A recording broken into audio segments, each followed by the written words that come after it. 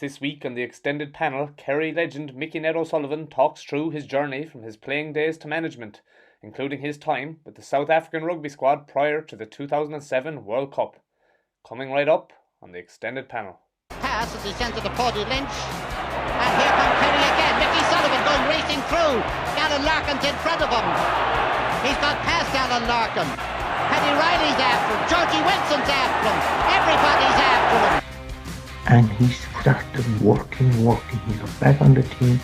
He encouraged every young player around him. He kept improving all the time till his very last game. He always pushed himself to the very limit. And he'd be, to me, that Michael Jordan of Gaelic football, you know?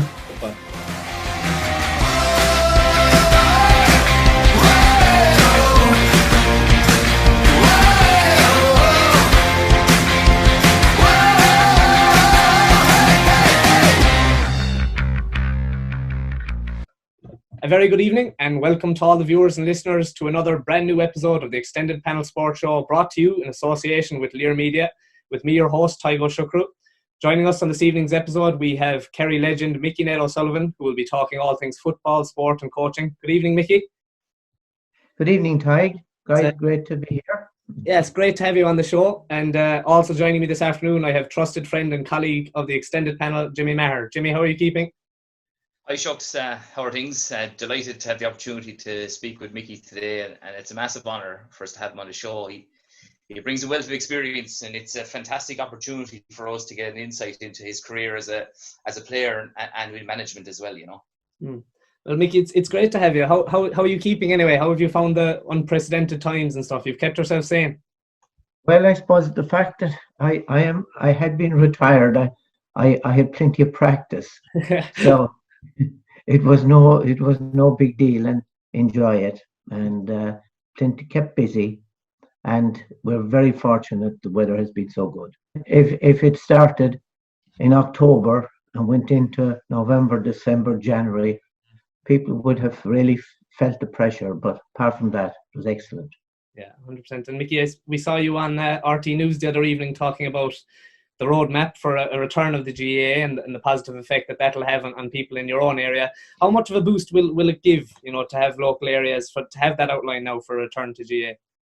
Well, I suppose, as I said, that I suppose the GAA is part and parcel of the social fabric of every rural community.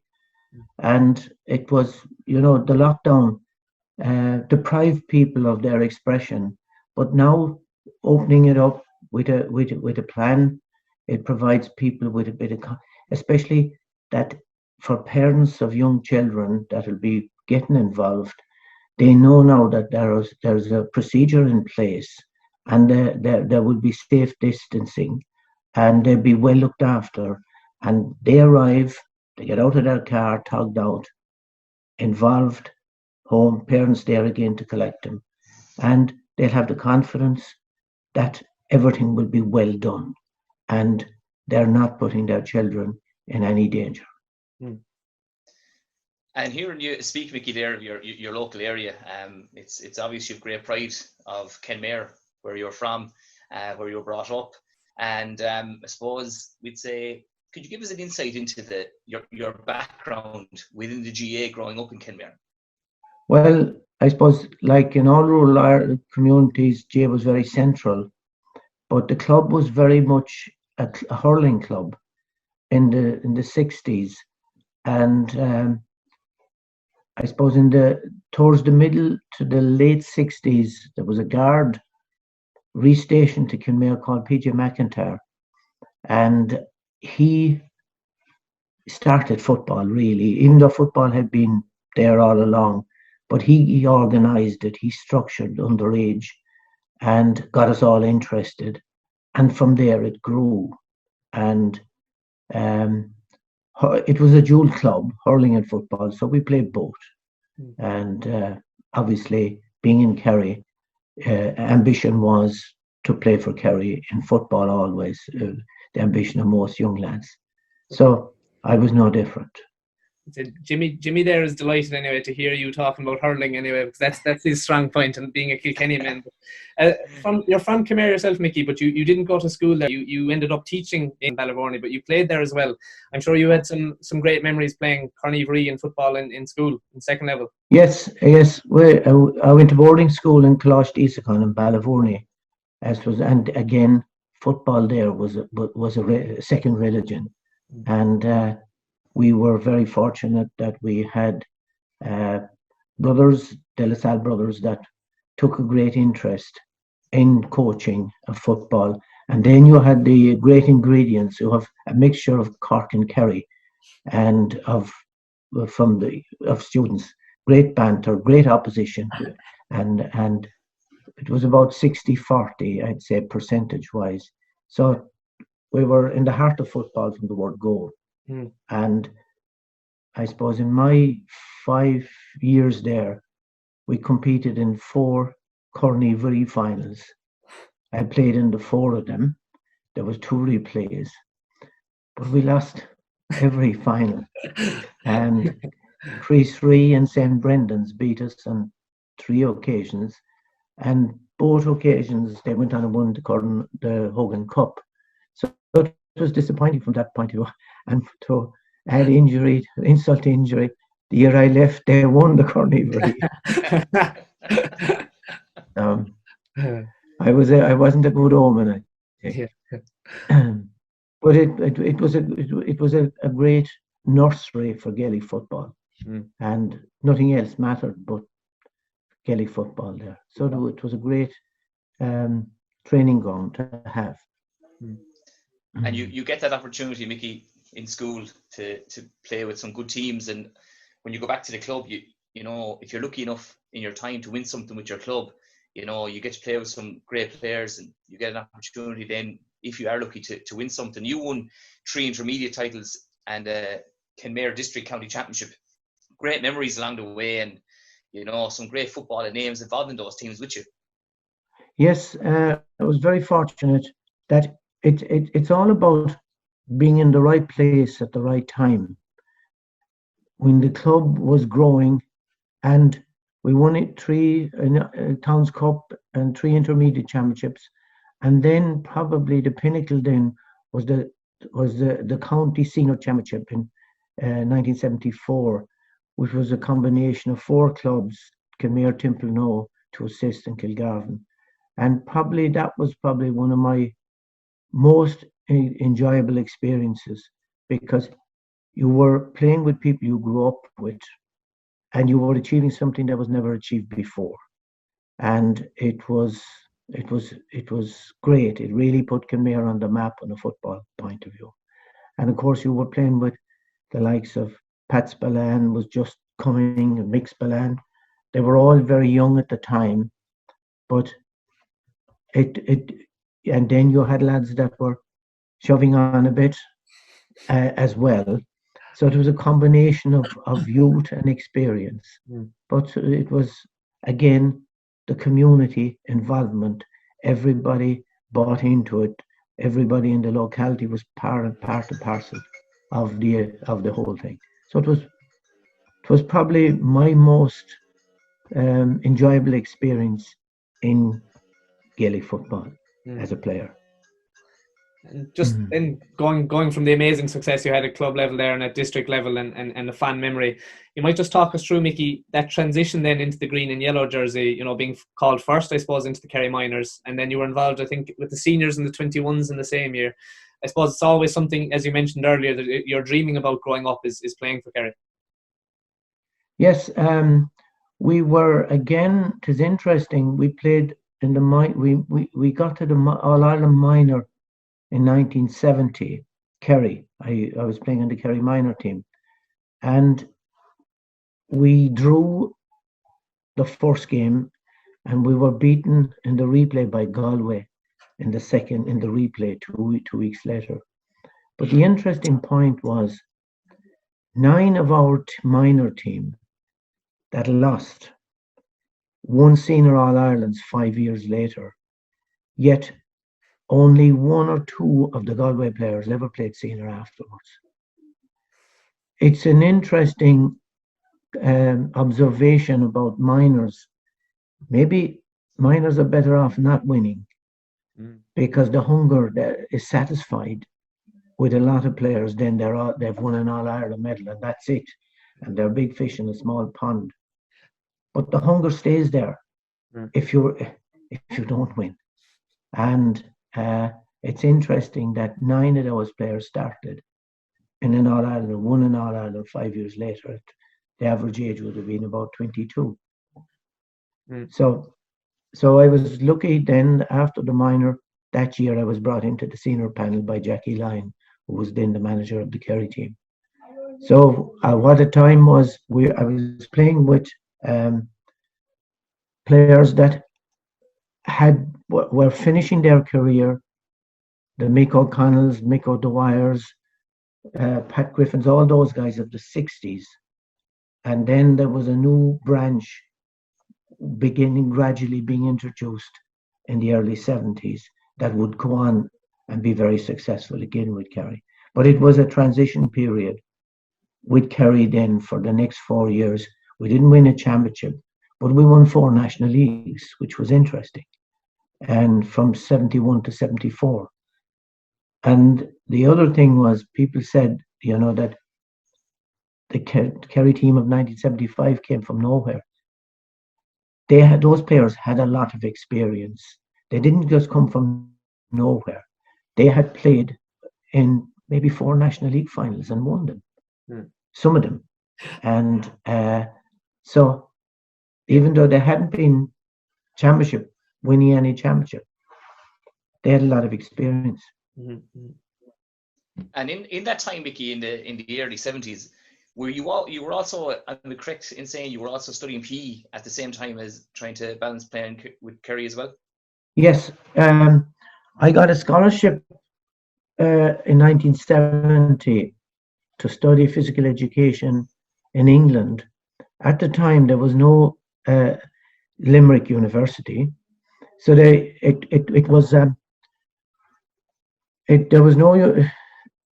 So the Department of Education gave out about 8 scholarships, and I was fortunate to get one of them to go to Strawberry Hill, which was part of University of London.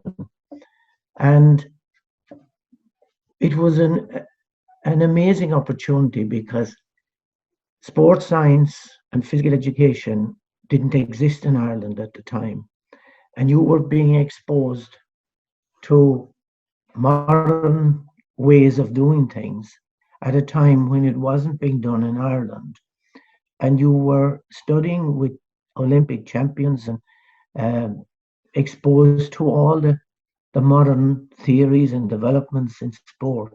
So it was a great time, as well as the whole educational opportunity of interacting with people from different cultures. It was a big cultural shock to go from an Irish-speaking boarding school in the Gaeltacht of West Cork to the middle of London, in part of the University of London, but it was so stimulating and enjoyable. And then we would have to come back every so often to play matches. It was difficult because you had no training. You trained on your own, and I played rugby. But it was a different game. And you had to come back in the weekends then and play a match without any proper training. But it was exciting to have that different perspective, but interesting. And Mickey, in that time, would any of the Kerry management teams have tapped into the knowledge you were gaining over in London? I suppose the players themselves were very interested. The Mick O'Connells, the Mick O'Dwyers would scrutinize me every night at training when I'd be home about new ways of doing things. I often tell a story about the first training session I was at was Jackie Lyon and was training us, and Mick O'Connell says to me after the match training, he says, "What do you think of the training?" I says, "It was good, very good." I said, "But we'd no warm up, no warm down." And I said, then the boys, I was a bit naive, and the old experienced lads would start drawing me out, you see. And he says, "What do you want to warm up or a warm down for?" And I went into the theory of explaining the lactic acid and the physiology of the whole thing.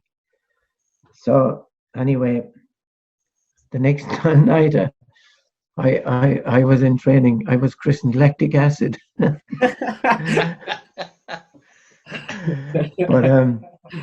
it began to seep. But I remember I was captain of the under 21s in 1973, and Johnny Welsh, who was a former Kerry footballer of the 30s and 40s, was managing the team.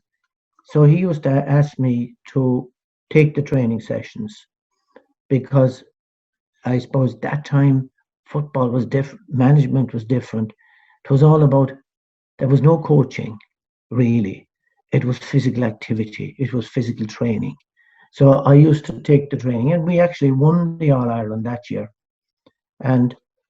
But the difference that time, probably I'm preempting what you're going to talk about, but management that time was, the manager was chief cook and bottle washer. He did everything. He put out the flags and the cones, and he washed the jerseys, and he did everything. And it was a one-man show, basically. Even though he had selectors, it was a one-man show. And it was only physical activity, physical training. There was very little coaching. Now the whole thing, the concept has changed enormously. But that time, just to answer your question, I used to be asked to take training sessions because they perceived that I knew something about it. Very good, very good. I suppose, Mickey, just going there, you're speaking about your own kind of being asked to take training sessions and stuff. I suppose management was clearly, having done PE, was always kind of in the pipeline. Talk us through maybe getting into management. Was that a gradual process? Was that always in your plans, or how did that come about? Well, I suppose it just happened because before you even finish college, you ended up managing your club team. You manage, and in that situation, I was maybe 21. I was managing the under 21. I wasn't managing the under 21, but I was helping to train them. And it was expected of you that you knew what it was all about. Well, you had a great knowledge of physical training, but management isn't just, that's only one aspect of management. But you were pushed into these positions, which I enjoyed. And I had no great ambitions to train teams at the time. Only, I was 21, 22, and I wanted to play football. But it is interesting that in 1975, in the beginning of the year, we didn't have a manager in the Kerry team. And the county board, Andy Molyneux, approached me. He was the county secretary, to know would I go to do a coaching course in Gormanstown at the time, which was being run by Joe Lennon. And Joe Lennon was the guru on coaching and team preparation at the time. And so I says I would, and it was April, and he says there are two places. So I says, I know who I bring with me. And I rang Mick O'Dwyer, and I says, Mick, would you go to a coaching course in Gormanstown with me? I'm going up over Easter. And he says, what's involved? Who's giving it? And he says, no. I said, Joe Lennon. No, he says, but Joe hadn't been too complimentary about the style of Kerry football at the time. So eventually coaxed Mick to travel. And Kevin Heffernan, who was manager of Dublin at the time, was giving some part of the course, and he gave an exhibition training session with the Dublin team, who were the present All-Ireland champions that time. And I was very impressed by them. And on our way home, I said to Mick, will you train us? And he says, no way. He says, I wouldn't have time. But by the time we got to Kenmare, Mick was driving. He says, I got the feeling that he might train us. So when I got in the door anyway, I rang the county chairman, John McKenna. I says, Mick will train us, but you'll have to go back in the morning just to push him over the line. and that's what happened. And Mick took the training, and he rang me then 2 days later, and he says, we're going to have training Tuesday night, but will you make out the training session for me? And I says, grand. We went through, arrived early, we made out the training session. After the training session, he turns to me and he says, how was it? I says, it was good. I said, but not half hard enough. So next night, he doubled it up. Never asked me again, ever again, about a training session. And that training session was central for the next 11 years. So that's how I didn't get into management. But you asked me about getting into management. I suppose the fact that I was a teacher and that I was coaching the school team, it was a natural progression. I enjoyed it. And over the years, then you'd be involved with the club. I was involved with the county under 21s, and I help out whatever until oh yes, I became when I retired. Then Mick Dwyer asked me to get involved in the management with him, and I was a selector with him on the management team for 84, 85, 86, and 87. And Kerry won 3 All-Irelands during that period. So again, you learn a lot in management from Mick. Mick was, he had great management skills. He was a great manager. He understood lads, and he understood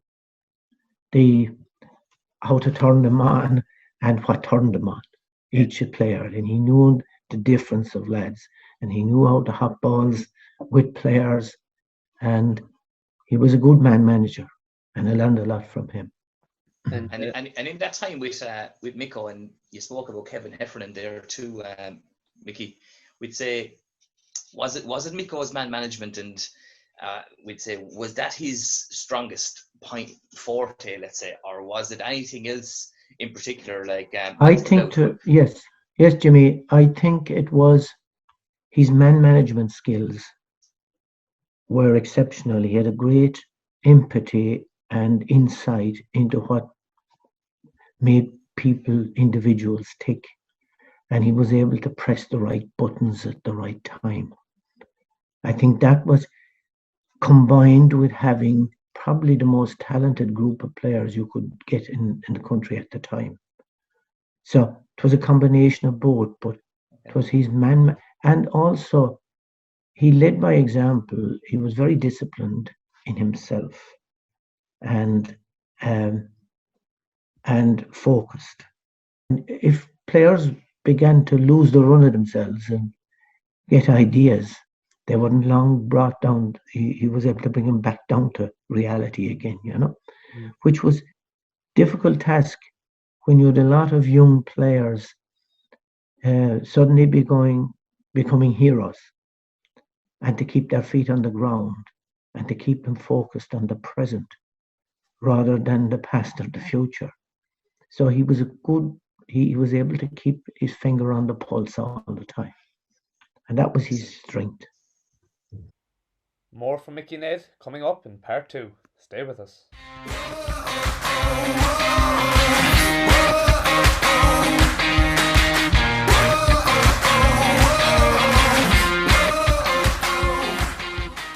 We'd say you obviously then went into management yourself in '89. Mickey, you take over the Kerry team, and you end up then, I suppose, in 2005. We make a jump then that you take over the Limerick senior team. In your own time in management, what have you learned yourself that if you were to give a manager going into inter-county setup a bit of advice, what have you learned yourself that's really, really important to bring into that? What I would think is, number one, it's your management team. you get the best person that is in charge of that. You will empower them then to do the physical preparation. You get a very good coach. You get a coach that understands coaching. And if you're not good on the mental side, you would bring in somebody who was. I always preferred to do it myself because I had a great interest in sports psychology. Going back, I studied it in the 70s and I kept abreast of it all the time. But I think that aspect of it is very important. But management is not about the manager. It's about empowering, getting the best possible management team in place, and then standing back and not micromanaging, but getting the best out of each member of the management team. And ego must not come into it.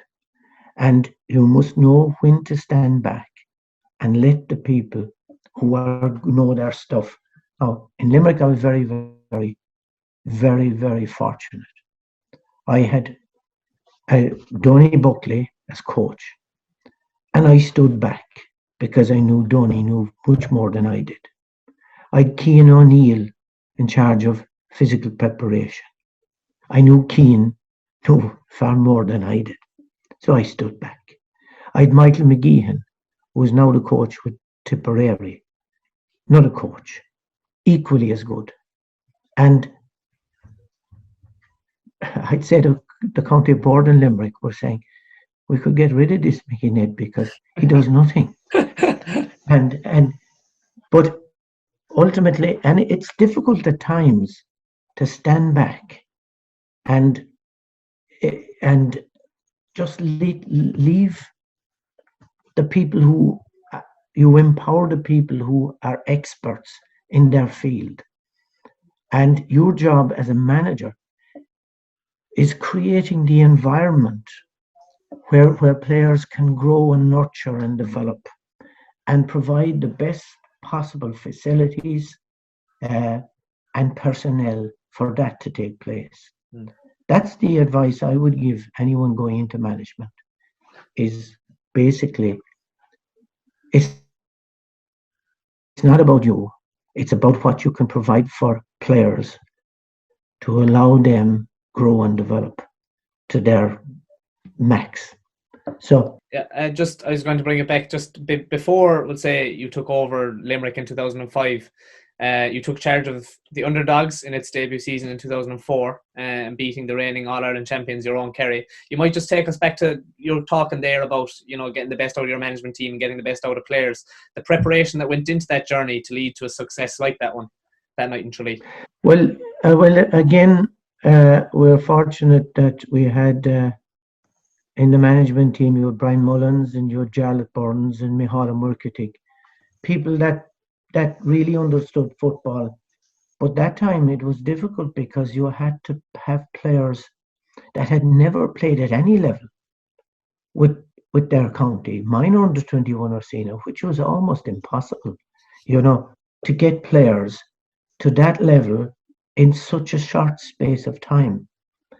Now, last year I was involved in it again, and I saw the vast difference now that exists. But that time, it was maybe 15 years ago, the difference between an inter-county player and a club player was reasonable. But the difference between a club player and an inter-county player now is vast, because they're in development squads from a very early age, and the game has evolved to a very high standard. So getting Underdogs now to that level in 2 or 3 months is almost impossible. Whereas that time, in 2004, we were fortunate that we got players to a peak when the inter-county players were at their lowest point. It was maybe November, because the league wasn't taken that seriously at that time. So we had an advantage. We were lucky. We got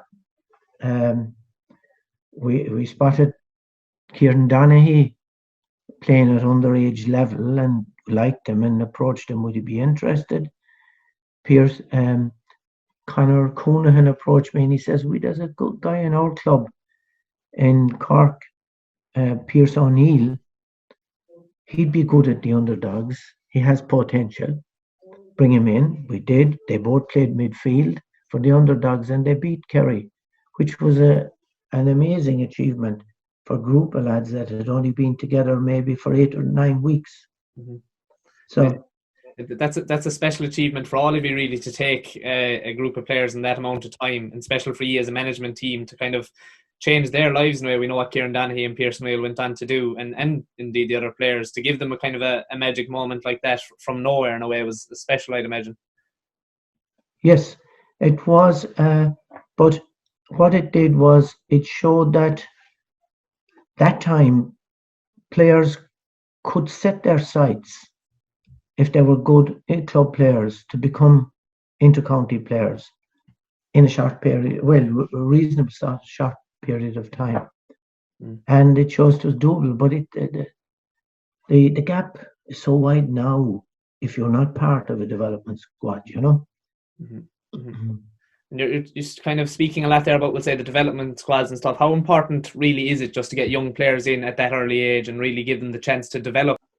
Well, I think it's important. I know that 5 or 6 years ago, maybe 7 years ago, we set up a program in Kerry of development squads, and it had been subsequently proved to be very successful.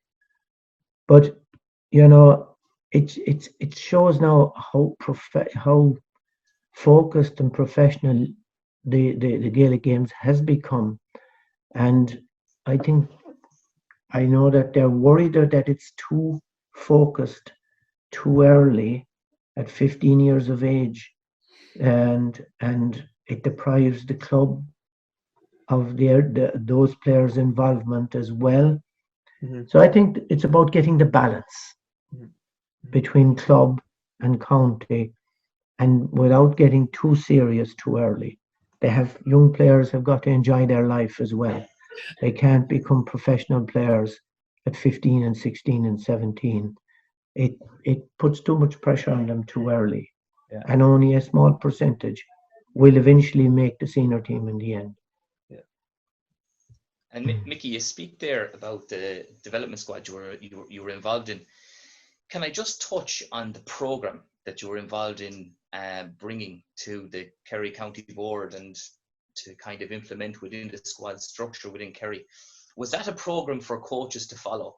And is there a template for coaches to follow? Yes, there is a template and there is a structure.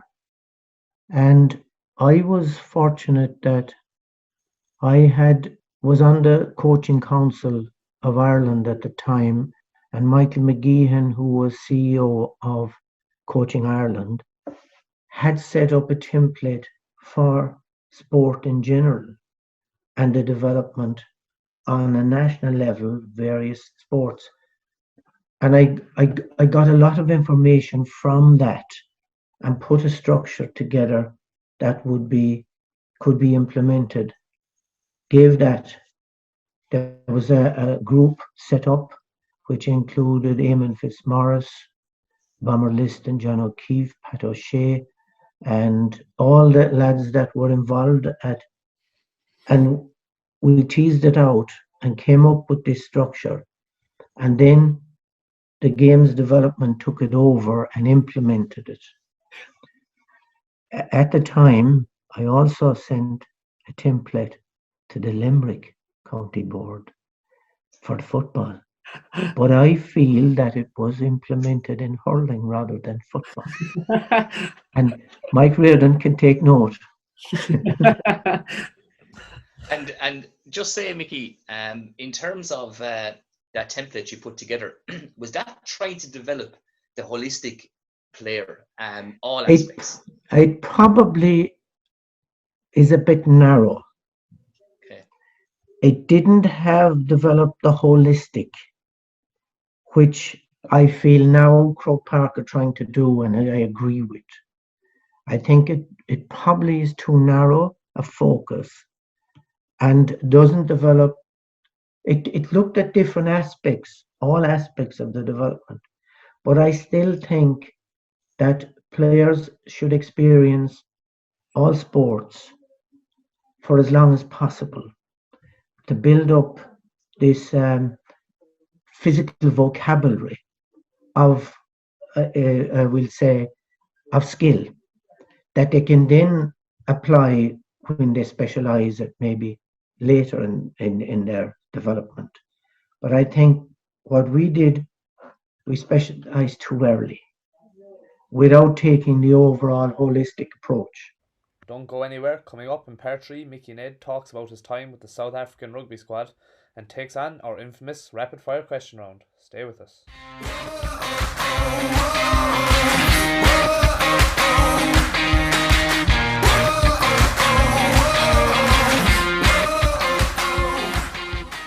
The connecting, we'll say, like the different skills from different, different even sports and stuff like that, Mickey. Is that something you took from your time in working in South Africa? I think was it I read an article about, we'll say, the kind of taking of skills from the different sports and transferring them together, and that was something that the Springbok coach was very into at the time. That is interesting because I think it was 2005. I got a call from Brendan Venter, who was one of the head coaches in South Africa at the time, to know would I be interested in, well, the contact was made through Conor O'Shea, whose dad would have been a good friend of mine, Jerome, and to know if they had a theory that the transfer of skills from one game to another would be very important.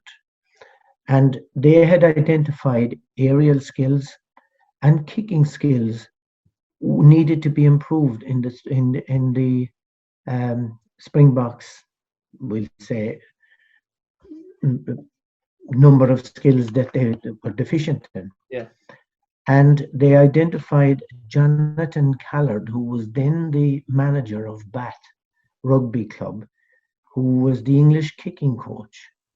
And they asked myself to go out and to know would I be interested in going out and working on the aerial skills with the 5 Super 14 teams and the Springboks themselves.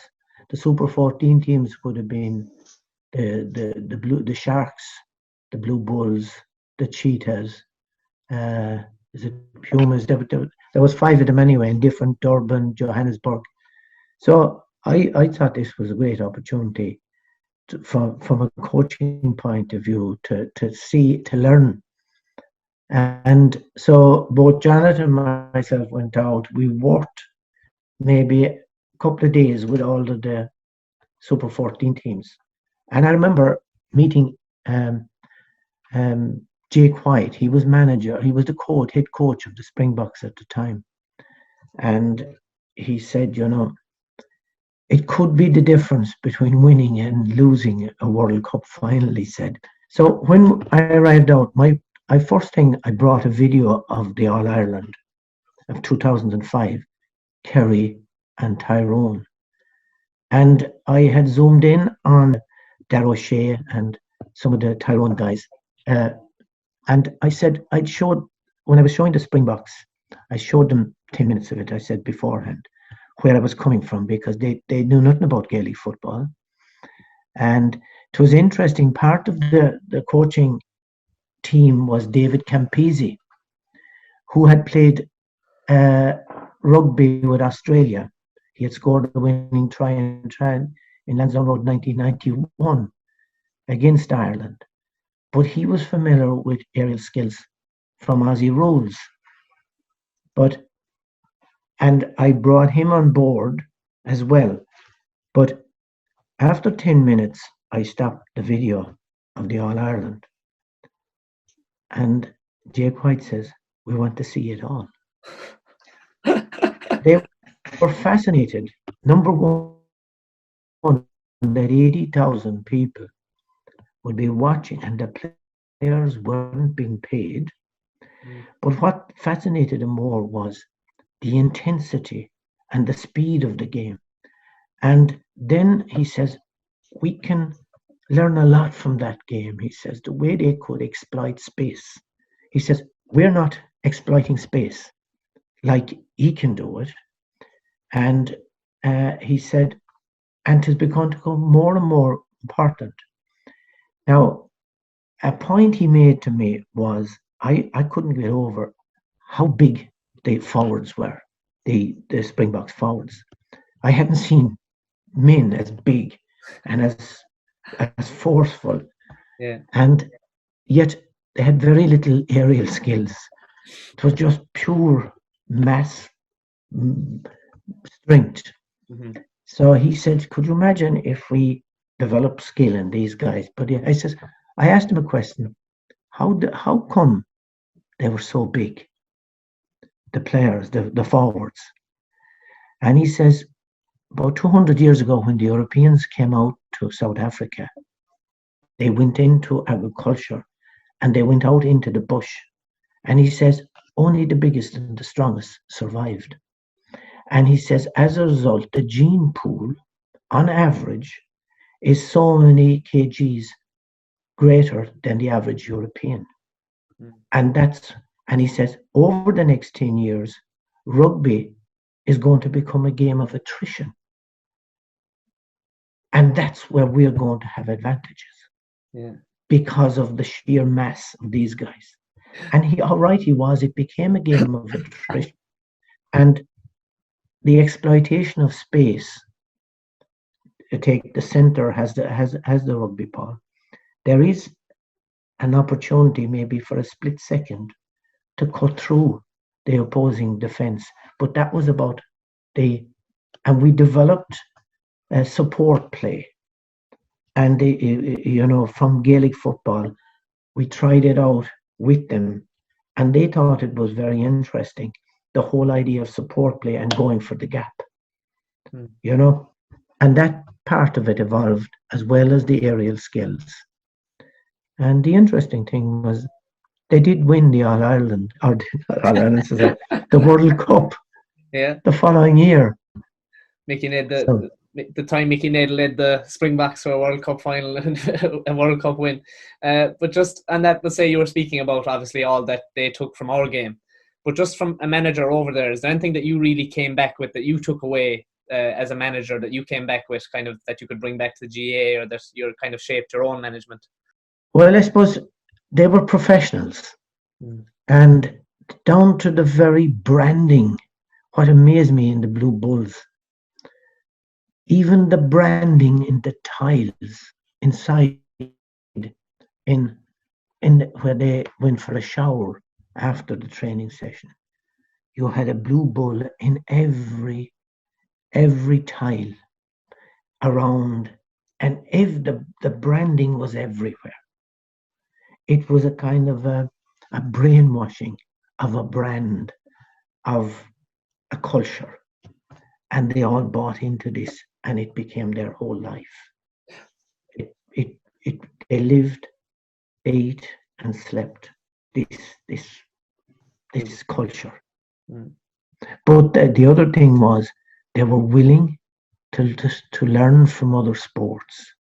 They were looking outside the parameters or the frontiers of South Africa, and they were looking, can we learn from other? They never stopped evolving or progressing. And the other thing I learned was the way they coached the team at the time. And it hadn't come in here at the time, was decision making. That what they did not tell the players what to do. They created situations in the coaching environment where they had to work it out for themselves. And they discussed it afterwards. But they just created environments in coaching where decision making would take place. And they would learn from continuously being placed in these different environments and different coaching situations continuously to develop instant decision making. That's what I found amazing, and it reminded me, was it Aristotle? No, Socrates. He existed 2,000 years ago. He says, "Tell me, and I will forget. Show me, I will remember, but involve me, and I will understand." So they really involved all their players in the decision-making process. They created the environment in the coaching where they had to decide for themselves in the pressurized environment. And that was something I took from it, and it has obviously moved into Gaelic games since. You speak about that coaching there, Mickey, and I know you've spoke earlier about the likes of Donny Buckley and Cian O'Neill and coaches you've had within different setups you've been involved in. To touch on Donny Buckley for a second, and I know he was involved with Mayo and the defending he was doing, and we'd say the work of the art of defending and getting the tackling right. It's a huge part of Gaelic football. Is it something that we'd say is focused on an awful lot in terms of coaching within the game? And is it, we'd say when we talk about tactics in Gaelic football, is that art of defending a huge part of it? Yes, and what Donny was very good at was the technical side of defending, getting it right without falling, but that the corner forward had to defend. He was your first line of defense. The minute possession was lost, he had to defend above corner forward. And technically, individually, he was very good on the technical side. But together, as a team, he was very good at coaching teams to defend as a unit. And when to defend when you lose possession, and then how to attack instantaneously once possession was won, and the quick movement of the ball. Donny was and to defend without fouling. Donny was he was exceptional. He's an engineer by profession, and he brought this engineering side, which I hadn't seen before then, to Gaelic games. But he was careful that it didn't become a technical exercise. It became spontaneous as a result of continuous repetition. And players became ingrained in their whole makeup after a while.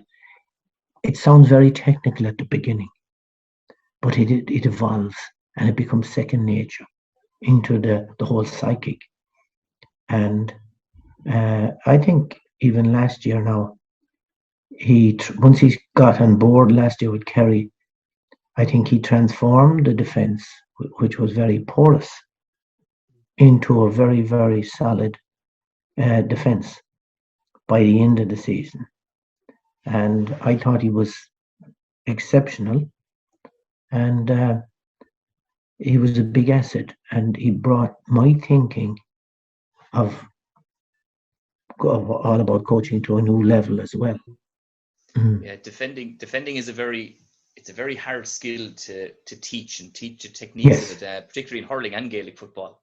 But like it's one thing that definitely Donny Buckley has in his forte, that he's definitely transformed Kerry, and even when he was with Mayo. Yeah, Mayo, and it's a big thing was his repetition. An interesting aside here was, I suppose it was 2013 or sometime that anyway, I was appointed manager of the Kerry minor team, and I brought John O'Keefe as in with me as physical trainer. But John has a great knowledge of team preparation, and he's striving all the time for perfection. And we decided anyway, we'd send John over to Manchester United, to Sir Alex, to shadow him for a couple of days. So there was a good friend of ours, a priest, the parish priest of Old Trafford anyway, arranged it. So Johnny went over and spent a couple of days shadowing Sir Alex. And so the one thing Johnny got from him was coaching is all about repetition. That was his mantra, repetition, repetition. But, and also they went to see an under-8 game. And Johnny says, how do you think you will know whether these 8-year-olds will play for Manchester United? And he said, by the amount of aggression that they demonstrate, we'll have a good idea. So it'll be an interesting comment. But that goes back to repetition of, but I would go further. It's repetition of situations, of decision-making situations. Okay. That you build up the repertoire of decision-making in your mindset. And if I can at high intensity. Finally, just to bring you back there, we'd say on, I suppose, when you spoke about minors there and you were involved in 2013, and we'd say you were involved in development squads and we'd say implementing the new template in within Kerry GAA. But one thing you said at the start of the interview was minors, and if they win at minor level, they lose a bit of hunger going forward. One thing was very noticeable is that in the 90s, Kerry were in 7 under-21 All-Ireland finals. And they saw huge benefits of that going into senior, in being in the next 10 years of 2000 to 2010. They were in 8 senior finals. Yes, but how many minors were they in? They were in 1 in 20 years. They won 1 minor in 20 years. That's what I was going to say, exactly. Yes. And I think that the under-21 level is a great indicator. Well, it is under-20 now, but I still under-21. The maturity, you see, what happens is they go to 3rd level. And it takes them a while to settle into the freedom of 3rd level, the enjoyment, the social life. And a lot of players lose the focus at that stage. The hunger goes, lots of the bright lights look more attractive. But by the time they get through that, and once they get to under-21 level, they will have stabilized. Yeah. And from there on, then the indicator was the minor, and it's even less now when it is under-17. Then it's even more difficult to bring them on, I think. Yeah. Coming into a setup like that, Mickey, we'll say, where you're trying to develop 17-year-olds and stuff, I know you've spoken a lot about it being kind of more of a journey, I suppose is your big phrase, rather than a destination. But what are your main focuses then coming into a setup like that with minors, you know, in terms of how you're going to bring them on and develop them? What are your main aspects that you're focusing on? I suppose is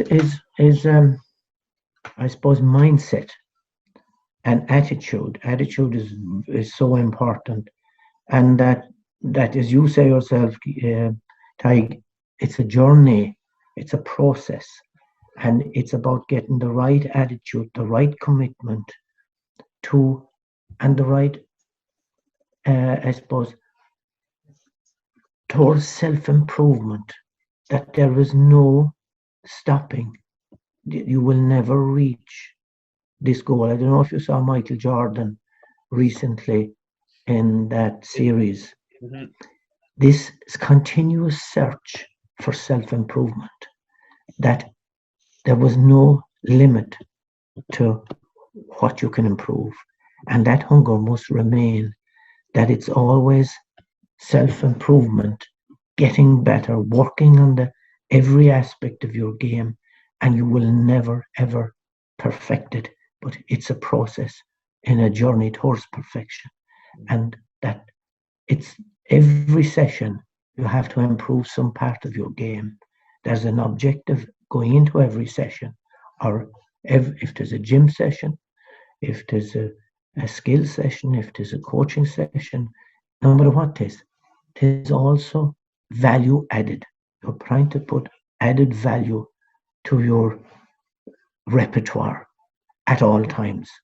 And that's the only way. If you have 7 or 8, the one example I can get from inter-county football was Jack O'Shea. Jack O'Shea never stopped pushing himself. And I remember when I took over Kerry, he was in the end of his career, but he decided he'd stay on. So we didn't pick him. So he started from scratch again. And he ate, I think, 7 All-Ireland medals. And he started working. He got back on the team. He encouraged every young player around him. He kept improving all the time till his very last game. He always pushed himself to the very limit. And he'd be, to me, that Michael Jordan of Gaelic football, you know? Brilliant. Excellent. I suppose, Mickey, just before we finish up, anyway, we've seen you, we'll say, on the pitch and we've seen you on the sideline.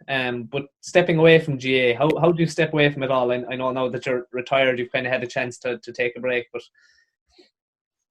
I have no problem because I have a lot of interests. I'm involved in a lot of local community things, associations, and outside of sport. I like cycling. I like running. I like, as you know, kayaking. I like lots of different things that keep me energized. And gardening would probably be my number one passion. Super. Very good. Well, lastly, I suppose, Mickey, if you're open to it, just before we finish, if we could do a kind of a rapid quick-fire question round where we'll just put 10 questions to you. I'll put you on the timer. And we'll do 10 kind of rapid-fire questions. So we're going 3, 2, 1. Your favourite footballer? Jack O'Shea. Your favourite soccer team? Manchester United. Oh, your favourite song? Baisa Barna Shrada. Oh, rugby or soccer?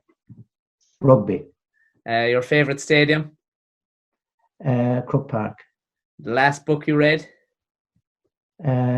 Ego is the Enemy. Oh, one sporting event you'd like to go to? Super Bowl. And in All-Ireland 2020 football, if we saw one, who's going to win it? Kerry. And your favourite podcast? The Extended Panel. No, so. Brilliant. Well, that just about concludes all the time we have. Mickey, thanks a million for coming on the show and sharing your pleasure. Your insights and stories. Phenomenal. You've been a fantastic servant to Kerry and to Limerick and given us some amazing memories. So thanks a million for coming on, and we'll keep in touch. Thanks, Mickey. Thanks, Ty. Pleasure. Well, folks, that just about concludes today's episode. We're out of time. Thanks a million again to Mickey Ned O Sullivan for a great interview and a fantastic chat, for sharing his thoughts and his insights. I'm sure you enjoyed it as much as we here at the Extended Panel did. If you'd like to get in contact with the page, as always, feel free to do so on Instagram or Twitter at Extended Panel, or contact us at info@learmedia.tv. If you're listening on YouTube or if you're listening on Spotify, make sure to like and subscribe or to follow the page. Thanks a million, and we'll see you all next week with a brand new episode of the Extended Panel.